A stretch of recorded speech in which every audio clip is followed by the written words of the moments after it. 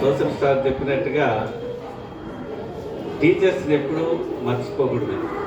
నేను ఇక్కడ కూర్చున్నప్పుడు నా 10th క్లాస్ రోజులు గుర్తొచ్చింది. నేను యాదవై స్కూల్లో పాతకుంటూరులో యాదవై స్కూల్లో చదువుకున్నాను. ఎవరైనా పిల్లలు మాట్లాడే వాళ్ళు రమ్మంటే ఇక్కడలాగా అందరినీ పిలవలేదు. స్వచ్ఛందంగా ఎవరైనా మాట్లాడటానికి రమ్మంటే నేను కూడా వెళ్ళాను. 4-5 50 సెకండ్స్ బహుశా మాట్లాడి ఉంటాను. అందులో మా ఆనందరావు సార్ అని అప్పుడు 10th క్లాసులో ఇంగ్లీష్ మాస్టర్ గారు నాకు నచ్చిన, అప్పుడు గుర్తొచ్చిన అంటే అందరూ గుర్తొచ్చిన 3-4 గురించి మాట్లాడి అప్పుడు నా కాళ్ళు ఒదికినవి ఇప్పటికీ గుర్తొస్తూ ఉన్నాయి. అంటే ఇక్కడ కూర్చున్న పిల్లలు ఈ మూమెంట్స్ అనేది లైఫ్ లాంగ్ గుర్తుంటాయి. మరి గుర్తుపెట్టుకోండి, లైఫ్ లాంగ్ గుర్తుంటాయి. ఎందుకంటే కాలేజీలో కొద్ది సంవత్సరాలు ఉంటారు, కానీ స్కూల్లో మరి లాంగ్ పీరియడ్ ఉంటుంది కాబట్టి బోలెడు మెమరీస్ ఉంటాయి. మీరు చెప్పలేకపోవచ్చు, కానీ చాలా మెమరీస్ ఉంటాయి. మనకు సైకాలజీలో చెప్తారు మార్జాల ధర్మం, మర్కట ధర్మం, సునక ధర్మం అని. ప్రైమరీ స్కూల్లో ఏంటంటే పిల్లిలాగా మార్జాల ధర్మం అంటే పిల్లి చూసారా, ఆ పిల్లల్ని మార్చేటప్పుడు తన నోటితో కరిసి పట్టుకొని ఒక ఇంటి నుంచి ఒక ఇంటికి మారుతూ పోతూ ఉంటుంది. కానీ బిడ్డ రక్షణ మొత్తం తల్లి చూస్తుంది. గట్టిగా నొక్కితే గాయపడుతుంది, లూజ్గా పట్టుకుంటే జారిపోతుంది. అంటే సమంగా ఎంత పట్టుకోవాలనేది చిన్న క్లాసుల్లో తల్లిదండ్రులు కానీ స్కూల్లో టీచర్స్ కానీ మనల్ని అలాగ చూస్తారు. ఇది హై స్కూల్ ఏంటంటే మక్కడ ధర్మం. కోతి చూసారా, కోతి బిడ్డ కావలించుకుంటుంది తల్లిని, అది ఆ చెట్టు మీద ఈ చెట్టు మీద దూకుతూ ఉంటుంది. ఇక్కడ రక్షణ అనేది తల్లి చూసుకోవాలి, బిడ్డ కూడా చూసుకోవాలి. బిడ్డ వదిలేసినా పడిపోతుంది. ఇప్పుడు మీరు కాలేజీకి వెళ్తారు రేపు, అక్కడ సునక ధర్మం. కుక్కలు చూడండి, కుక్క ముందు పోతా ఉంటే వెనక అవి వస్తున్నాయా చస్తున్నాయా దానికి ప్రమాదమో పట్టించుకోదు. రేపు మీరు కాలేజీకి వెళ్ళిన తర్వాత కూడా మీ రక్షణ మీరే చూసుకోవాలి, మిమ్మల్ని మీరు కాపాడుకోవాలి. చాలామంది రకరకాల ఫ్రెండ్స్, రకరకాల వ్యక్తులు వస్తారు, ఇవాళ మనం చూస్తూ ఉన్నాం. అందుకని నేను నా మంచి తల్లిదండ్రులు మీరే పుస్తకంలో రాశాను. పిల్లలు స్పాంజ్ వయసు, అంశ వయసు అని 2 ఉంటాయి. స్పాంజ్ వయసు ఏంటంటే ఈ వయసులో అన్నీ సేకరిస్తూ ఉంటారు. స్పాంజ్ని పాలలో ముంచినా పీలుస్తుంది, నీళ్ళలో ఉంచినా పీలుస్తుంది, డ్రైనేజ్ వాటర్లో ఉంచినా పీలుస్తుంది. మీరు అలా ఇప్పుడు నేర్చుకునేది అన్నీ మంచి చెడు అన్నీ ఉంటుంది. రేపు అంశ వయసు, ఇప్పుడు అంశ వయసులోకి వచ్చారు. ఇప్పుడు ఏంటంటే మంచి చెడుకు వేరు చేసి మంచిని తీసుకునేటువంటిది మీకు ఉండాలి. దాన్నే విజడం అంటారు, విచక్షణ జ్ఞానం. దాన్నే బుద్ధి అంటారు. చాలామంది అంటారా నీకు బుద్ధి లేదా అంటారు. బుద్ధి లేదంటే మంచి చెడు తెలుసా లేదా అనేది.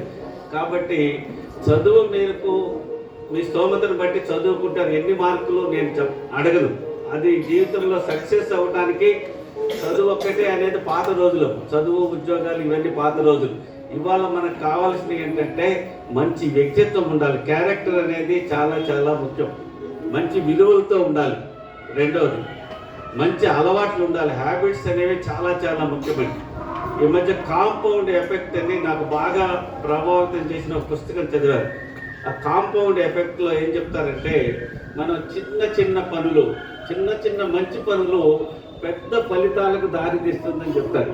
అంటే ఉదయం ఎర్లీగా నిద్ర లేవడం, చిన్నదే అది.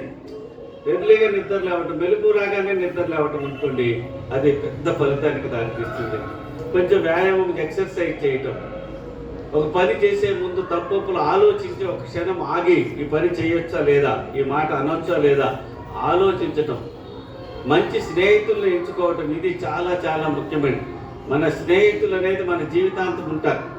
పరీక్షల్లో పుస్తకాల్లో చదివినవి ఎగ్జామ్స్తో మర్చిపోతారు. వెంట వచ్చేది కొంత మాత్రమే. కానీ మీ అనుభవాలు, టీచర్స్ నుంచి నేర్చుకునేవి కానివ్వండి, ఎక్స్పీరియన్స్ నుంచి నేర్చుకునేవి, అవి జీవితాంతం మనతోనే ఉంటాయి. తర్వాత సెల్ఫ్ డిసిప్లైన్ అనేది చాలా చాలా ముఖ్యమైనది. మీకు ఆ సెల్ఫ్ డిసిప్లైన్తో ఉండండి. గ్రాటిట్యూడ్ అనేది ఈ మధ్య ఒక పుస్తకం చదివాను, మ్యాజిక్ అనే ఒకే ఒక పదంతో ఉంటుంది ఆ పుస్తకం. ఆ పుస్తకం మొత్తం ఏముందంటే గ్రాటిట్యూడ్. గ్రాటిట్యూడ్ అంటే తెలుసు కదా, కృతజ్ఞత. ఇప్పుడు మనం ఇక్కడ 2 సంవత్సరాలు చదువుకున్నాం, ₹1 నుంచి మనల్ని బయటికి పంపిస్తున్నారు. మరి ఈ స్కూలుకి మీరే అంబాసిడర్స్ అంటారు, అంటే మీరే ప్రచారకులు. అంటే మిమ్మల్ని చూసి కొత్త వాళ్ళు అబ్బా ఈ పాప బాగా మంచి డిసిప్లైన్తో ఉంది, మంచి చదువులో రాణిస్తూ ఉంది, ఏ స్కూల్లో చదువుకుంది, ఆ స్కూల్లో మన పిల్లల్ని చేర్చాలి అని మీ చుట్టుపక్కల వాళ్ళకి అనిపిస్తే అది మీరు సక్సెస్.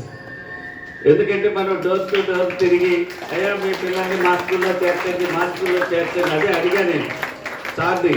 చాలా స్కూల్స్, పెద్ద పెద్ద కార్పొరేట్ స్కూల్స్ టీచర్లు మన స్కూల్ ఇంటింటికి వెళ్ళి అయ్యా మీ పిల్లల్ని చేర్చండి అని చేస్తున్నారు. కానీ మనకు రాసి కాదు రమ్య, మాకు హిందూ కాలేజీలో డాక్టర్ శ్రీ నారాయణ రెడ్డి గారు వచ్చారు మేము చదువుకునేటప్పుడు. ఆయన స్టేజ్ మీద ఒక కవిత చెప్పారు, రాసి కాదు రమ్యత శ్రేష్టం, ఘనం కాదు గుణం ప్రధానమని. మనకు ఎంతమంది స్టూడెంట్స్ అనేది కాదు, ఎంతమంది చక్కగా తయారై సమాజంలోకి మంచి వ్యక్తులుగా పంపిస్తున్నామనేదే ఇక్కడ టీచర్ల కమిట్మెంట్. నాకు తెలుసు చాలా అద్భుతమైనటువంటి కమిట్మెంట్తో మిమ్మల్ని ప్రయోజకులు చేసే పనిలో నిరంతరం ఉంటున్నారు.